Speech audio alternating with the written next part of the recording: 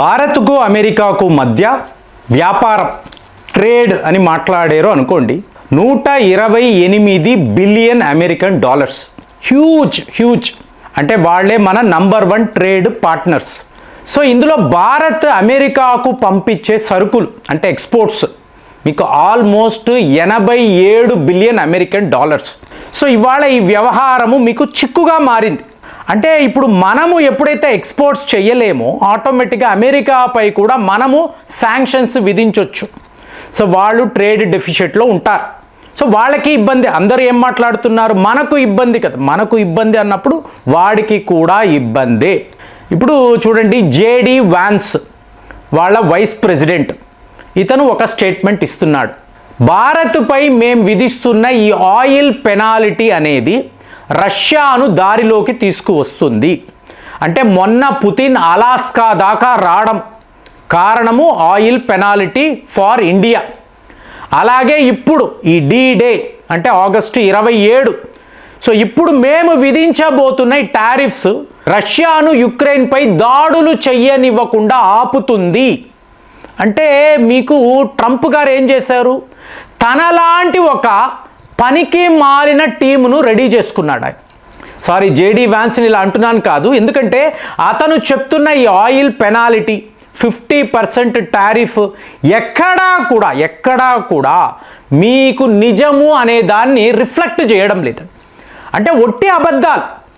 ఇప్పుడు నువ్వు వాళ్ళతో వ్యాపారం చేస్తావు, దీనే జయశంకర్ గారు ఏమంటున్నారు, pro American companies.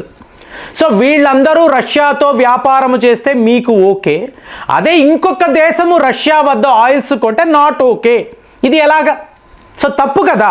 So JD Vance యొక్క ఈ స్టేట్మెంట్ మీడియాకు బాగుంటుందండి, సెన్సేషనల్గా కనిపిస్తుంది, రియాలిటీ ఉండదు. ఇప్పుడు చాలామంది యంగ్స్టర్స్ విద్యార్థులు అడుగుతూ ఉంటారు, దీన్ని ఎలా చూడాలి, మనం ఎలా హ్యాండిల్ చేయాలి? ఎంత లేదన్నా అమెరికా మన కస్టమర్. సో కస్టమర్కి టాప్ ప్రయారిటీ మీరు ఇవ్వాలండి, లేకపోతే మీరు వ్యాపారం చెయ్యలేరు. మరి దీన్ని మనం ఎలా చూస్తాము అంటే, ఇప్పుడు చూడండి, అమెరికా వాడు మనల్ని బెదిరిస్తున్నాడు, ఇదే కదా వ్యవహారం. ఇప్పుడు పోఖ్రాన్ అంటారు. 1998లో మనము ఒక న్యూక్లియర్ టెస్ట్ చేసినప్పుడు అమెరికా వాడు మనపై శాంక్షన్స్ విధించాడు. ప్రపంచ స్థాయిలో ఇంటర్నేషనల్ లోన్స్ మనకి రానివ్వకుండా వాడు ఆపాడు. అలాగే మీకు ప్రైవేట్ ఇన్వెస్ట్మెంట్స్ కూడా భారత్లో చెయ్యకూడదు, మేము ఆంక్షలు విధిస్తున్నాము చెప్పాడు. కానీ జరిగిందా? ఎకనామికల్గా పొలిటికల్గా మనము చాలా పెద్ద లెవెల్లో ఎదిగాం. మరి ఈ శాంక్షన్స్ ఏమిటి అంటే, మనం ఏం చేస్తామంటే, ఈ నిపుణులు ఉంటారు చూసారా, నిజమైన నిపుణులు, సూడో వాళ్ళు కూడా ఉంటారు, వాళ్ళని నమ్మకూడదు. నిజమైన నిపుణులను పిలిచి మాట్లాడతాం. సో వాళ్ళు ఏం చేస్తారు, మన చరిత్ర ఇదండి, చరిత్ర ప్రకారమే మనం ప్రవర్తించాలి. అంటే మీ గురించి తెలియాలి అంటే మీ చరిత్ర ఏంటో తెలియాలి, ఇది విషయం. కాబట్టి యంగ్స్టర్స్ హౌ వీ హ్యాండిల్ అని చెప్పడానికి మాట్లాడుతున్నాను. మరి ఇప్పుడు అమెరికా ముందు మనం లొంగిపోవాలా? కస్టమర్ కదా, ఇంత పెద్ద బిజినెస్ ఇస్తున్నాడు, వాడు చెప్పింది మనం వినేస్తే పోయింది కదా అంటే, వీడికన్నా రష్యా అనబడే దేశం మనకు చాలా ముఖ్యం. ఎందుకంటే ఇప్పుడు చైనా పాకిస్తాన్ యుద్ధము అన్నాం, మేక్ ఇన్ ఇండియా అన్నాం, టెక్నాలజీ ఎవరిది? రష్యా వాళ్ళది. S-400 వాడిన తరువాతే ప్రపంచానికి భారత్ అంటే ఏంటో అర్థమైంది. బాబోయ్, వీళ్ళతో మనం పెట్టుకోకూడదు. కరెక్టే కదా. బ్రహ్మోస్ మీకు పాకిస్తాన్ ప్రధానమంత్రి ఏమన్నాడండి, మేము రెడీ అయిపోయామండి, భారత్ను కొట్టాలి, కరెక్ట్గా నమాజ్ అయిన తరువాత భీకరమైన దాడులు చెయ్యాలి అనుకున్నాము. ఇంతలో వాళ్ళు మనపై బ్రహ్మోస్ వాడారు. బ్రహ్మోస్ వాడాక మనం ఏం చెయ్యలేము కదా, అందుకు మేము ఆగిపోయాము. మన బద్ధ శత్రువు ఒక బ్రహ్మోస్ లాంటి అస్త్రం గురించి ఇంతలా మాట్లాడుతున్నారంటే ఇదంతా ఏమిటి? Russia technology.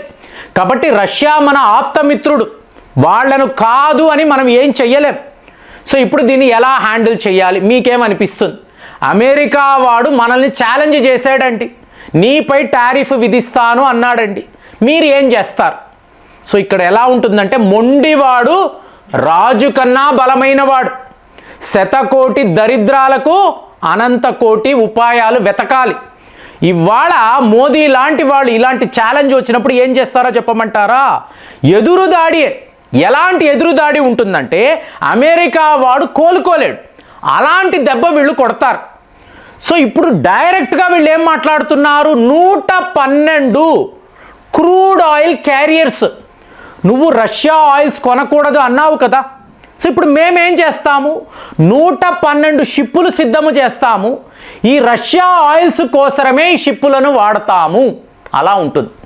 అంటే 85,000 కోట్లు ఒక్క రష్యన్ ఆయిల్ కోసమే మనం ఖర్చు పెట్టబోతున్నామంటే అమెరికా వాడికి ఎలా ఉంటుంది?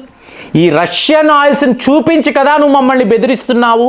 ఆ రష్యా కోసం మేము ఇవాళ 85,000 crores ఖర్చు పెట్టబోతున్నామని చెప్పి వార్తలు. ఇక్కడతో ఆగిపోయిందా? 112 షిప్పులతో ఆగిపోయిందా అంటే 70,000 కోట్లు.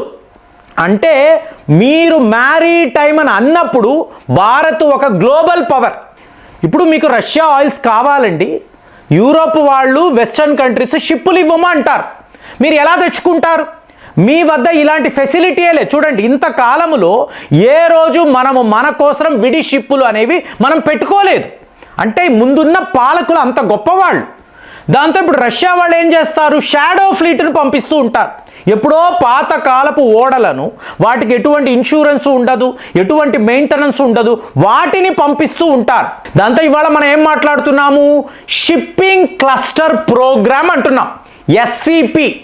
దీనికోసం 20,000 కోట్ల రూపాయలు మనం ఖర్చు పెట్టాలి. అంటే కొత్త ఓడలు, ఒక్క రష్యన్ ఆయిల్ అన్నప్పుడు 80,000 కోట్లు అంటున్నట్టు 20,000 కోట్లు కొత్త రకమైన ఓడలను సిద్ధము చేయడానికి మనము ఇవాళ ప్రిపేర్ అయి ఉన్నాం. అంటే ఏంటి, ఏకంగా 1,00,000 కోట్లు అమెరికా వాడికి వ్యతిరేకంగా ఇవాళ మన వ్యాపారము ఉంది.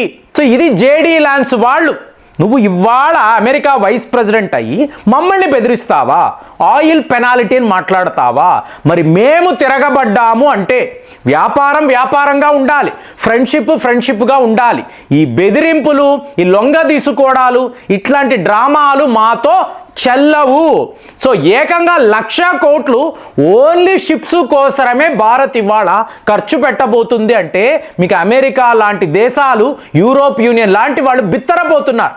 బాబా ఈ స్థాయిలో అంటే రష్యన్ ఆయిల్స్ ఎంతకంత కొని ఆఫ్రికా నుండి, ఆసియా ఖండం, ఇంకా యూరోపియన్ వీళ్ళందరికీ ఎంత కావాలో అంత ఇవ్వడానికి మనం ప్రిపేర్ అయిపోయి ఉన్నాం షిప్పుల ద్వారా. ఇక రెండవది ship building financial assistance programme.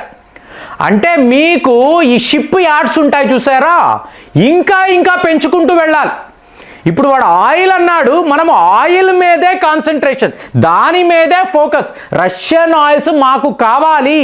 మీకు భారత్ యొక్క రాయబారి, Indian ambassador to Russia Vinay Kumar గారు ఇదే చెప్తున్నారు. ఇది 1.4 బిలియన్ భారతీయుల ఇంట్రెస్ట్ అండి, సెక్యూరిటీ అండి, టాప్ ప్రయారిటీ. ఇక్కడ ఎవడి గురించి మేము పట్టించుకోం. సో మాకు ఎక్కడ ఎవరితో వ్యాపారము కరెక్ట్గా ఉందో వాళ్ళతోనే వెళతాము. ఎవరు మాకు బెనిఫిట్స్ ఇస్తున్నారో వాళ్ళ వద్ద వ్యాపారం, క్లియర్గా చెప్తున్నాడు ఆయన. దాంతో ఇవాళ ఏమైపోయింది, షిప్ యార్డ్స్ని సిద్ధము చేస్తున్నాం. ఇక 3వ లెవెల్ అన్నారనుకోండి, మ్యారీటైమ్ డెవలప్మెంట్ ఫండ్ అని అంటారండి, మీకు MDF అని అంటారు. అంటే ప్రపంచ స్థాయిలో భారత్తో కలిసిమెలిసి ఉండే దేశాలు ఎటైనా మీరు చూసుకోండి. ఇప్పుడు అందరూ అడిగేది అమెరికా వాడి వల్ల, వెస్టర్న్ కంట్రీస్ వల్ల సమస్య కదా. వాడు షిప్పులు ఇవ్వడు, మనం ఏం చేస్తాం, షిప్పులు కొంటాము. మన రూట్ ఎలా ఉంటుందో చూడండి, ముంబై అంటాము, ముంబై నుంచి నేరుగా ఈరాన్, మనదే అక్కడ పోర్ట్. ఎందుకు ఈరాన్ మనకు ముఖ్యమంటే ఇప్పుడు తెలుస్తుంది. ఈరాన్, అర్మీనియా, రష్యా ఎవడో ఆపలేడు, మన ఓడలను ఎవడో ఆపలేడు. సొంత ఓడలు, సొంత ఇన్సూరెన్స్, మన మెయింటెనెన్స్. మరి ఇటువైపు అన్నారు అనుకోండి, వ్లాడివోస్టాక్ నుంచి చెన్నై, అంటే మధ్యలో ఏముంటుంది, సౌత్ చైనా సీ. ఇవాళ చైనా మన మిత్ర దేశము. రష్యా నుంచి చైనా, చైనా నుంచి భారత్లోకి ఓడలు వస్తాయి. ఎవడో ఆపుతాడు? అంటే మీరు బలహీనంగా ఉన్నారని అనుకుంటున్నప్పుడు దీన్ని మీరు మీకు అనుకూలంగా మార్చుకోవడం, వీక్నెస్ని స్ట్రెంగ్త్గా మార్చుకోవడం, ఇదే తెలివైన నాయకులు చేసే పని. పుతిన్ గారు అదే చేస్తున్నారు. ఇవాళ మోదీ యొక్క ప్లాన్ కూడా ఇలాగే ఉంది. మరి అమెరికాపై ఇంత పెద్ద సమరాన్ని మనము ప్రకటించాము, రష్యన్ ఆయిల్స్ అన్నావు, ఆ రష్యన్ ఆయిల్స్తోనే నిన్ను కొడతామని చెప్పి మనం ఇవాళ వాళ్ళని ఛాలెంజ్ చేస్తున్నాము. దీన్ని మీరు ఎలా చూస్తున్నారు కామెంట్స్లో రాయండి. మళ్ళీ వచ్చే వీడియోలో కలుద్దాం. జై హింద్.